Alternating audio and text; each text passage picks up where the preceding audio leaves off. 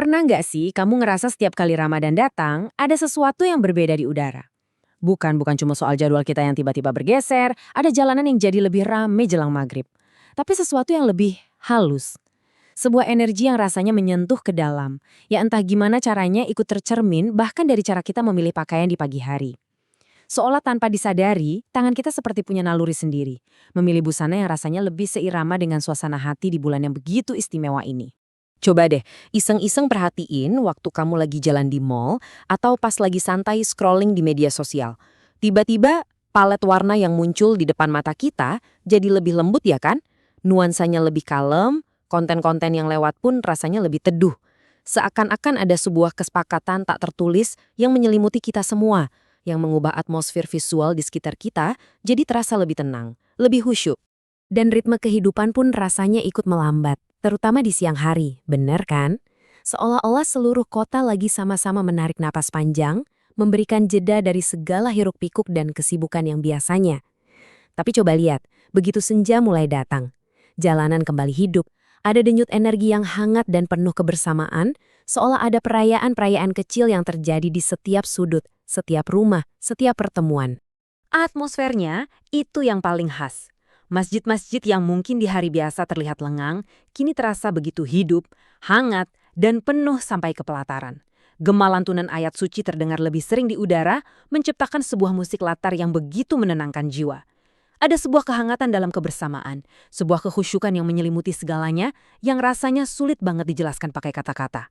Nah, di tengah semua perubahan yang kita rasakan di dalam diri dan di sekitar kita itu, ada satu hal yang paling gampang kita lihat dengan mata telanjang, cara kita berpakaian. Tanpa direncanakan besar-besaran, tanpa ada komando, pilihan busana kita pelan-pelan ikut bertransformasi. Seolah-olah pakaian yang kita kenakan itu menjadi cara kita untuk ikut berpartisipasi, cara kita untuk merayakan dan menghormati bulan yang sangat-sangat spesial ini. Oke, sekarang mari kita coba bedah fenomena ini lebih dalam lagi ya. Kita mulai dari atmosfer yang berubah ini. Karena pergeseran ini bukan cuma perasaan, tapi benar-benar terlihat. Dari jalanan yang kita lewati setiap hari, sampai dunia digital yang ada di genggaman kita, ada sebuah perubahan visual yang begitu nyata dan terasa di mana-mana. Coba deh kita lihat tanda-tanda visualnya. Mungkin baju sehari-hari yang biasanya kita pakai lebih kasual dan praktis, sekarang bergeser jadi sedikit lebih sopan, lebih rapi. Lalu lihat etalase toko. Yang tadinya ramai dengan tren paling baru, tiba-tiba dihiasi maneken-maneken yang anggun dengan gamis dan kaftan dalam koleksi spesial Ramadan. Dan tentu saja lini masa media sosial kita. Filter fotonya jadi lebih hangat, estetikanya lebih tenang.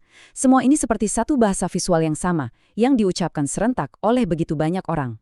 Nah, dari apa yang kita lihat di permukaan, sekarang kita coba masuk lebih dalam lagi. Ke pertanyaan, kenapa ini semua terjadi?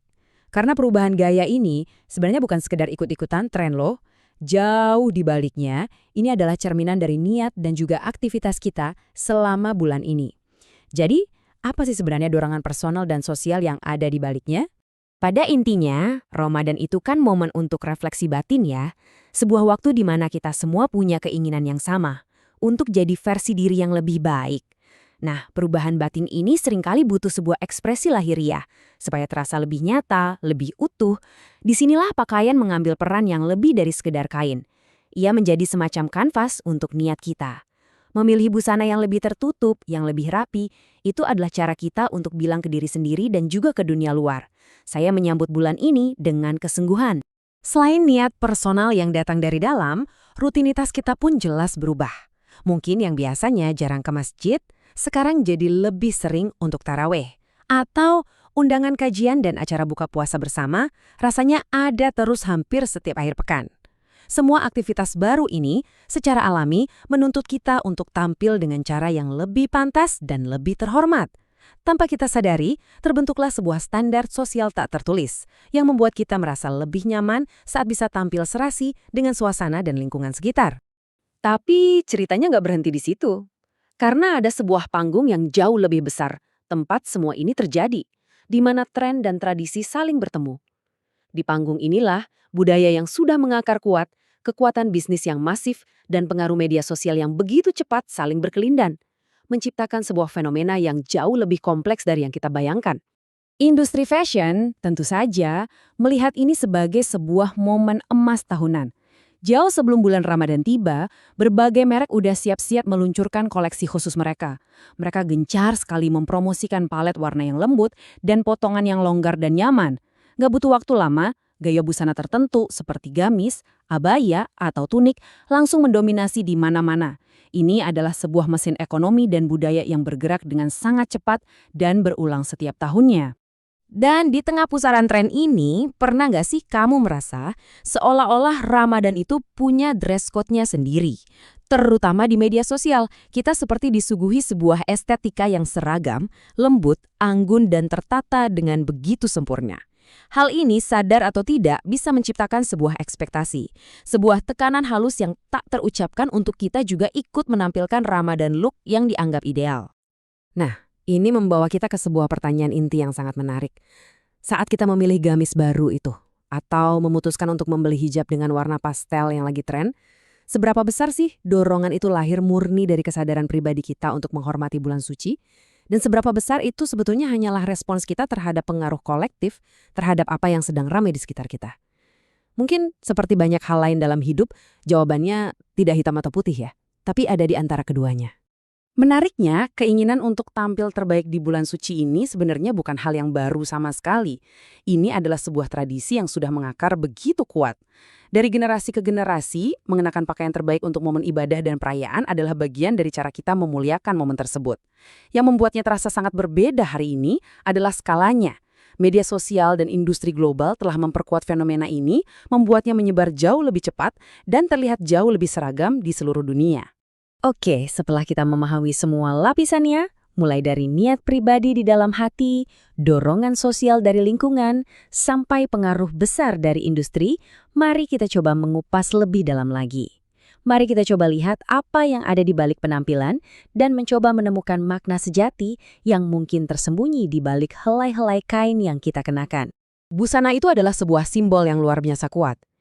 Coba deh kita renungkan, di sepasang pakaian yang kita kenakan, nilai-nilai spiritual yang kita yakini, budaya yang kita warisi dari orang tua kita, dan tren modern yang kita serap setiap hari dari dunia luar, semuanya bertemu di sana, berdialog satu sama lain.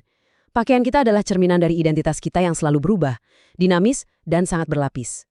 Tapi, di tengah semua pilihan gaya dan keindahan penampilan, ada satu hal yang sangat-sangat penting untuk selalu kita ingat. Esensi sejati dari Ramadan itu tidak terletak pada apa yang kita kenakan. Ia tidak bisa diukur dari label harga baju kita atau seberapa serasi warna hijab kita dengan tas yang kita bawa. Esensinya terletak jauh lebih dalam dari itu, pada kedalaman makna spiritual yang kita coba raih dan kita perjuangkan. Keinginan untuk berpakaian lebih baik, lebih sopan, dan lebih rapi selama Ramadan tentu bukan hal yang salah. Justru sebaliknya, itu bisa menjadi sebuah tanda yang sangat indah, sebuah gerbang awal dari kesadaran yang lebih dalam untuk memuliakan bulan suci ini. Itu adalah sebuah niat baik, sebuah usaha yang sangat patut untuk kita hargai dalam diri kita sendiri dan orang lain. Akan tetapi, ada sebuah tapi yang krusial di sini. Jika perjalanan kita untuk menjadi lebih baik hanya berhenti pada penampilan luar, ibarat kita mengecat ulang sebuah rumah jadi cantik sekali, tapi membiarkan bagian dalamnya tetap berantakan, maka kita berisiko kehilangan esensi yang sebenarnya. Kita mungkin mendapatkan tampilan luar yang indah dan menenangkan, tapi kita kehilangan substansi dari transformasi itu sendiri. Jadi pada akhirnya pertanyaan yang paling penting mungkin bukanlah mengapa gaya busana kita berubah. Mungkin pertanyaan yang lebih berharga untuk kita bawa dalam perenungan kita masing-masing adalah apakah perubahan itu hanya berhenti di pakaian kita atau ia juga berhasil meresap lebih dalam ke dalam karakter kita, ke dalam kesabaran kita, dan ke dalam cara kita memperlakukan sesama? Karena Ramadan sejatinya bukan tentang bagaimana kita terlihat, tapi tentang bagaimana kita menjadi lebih baik dari dalam.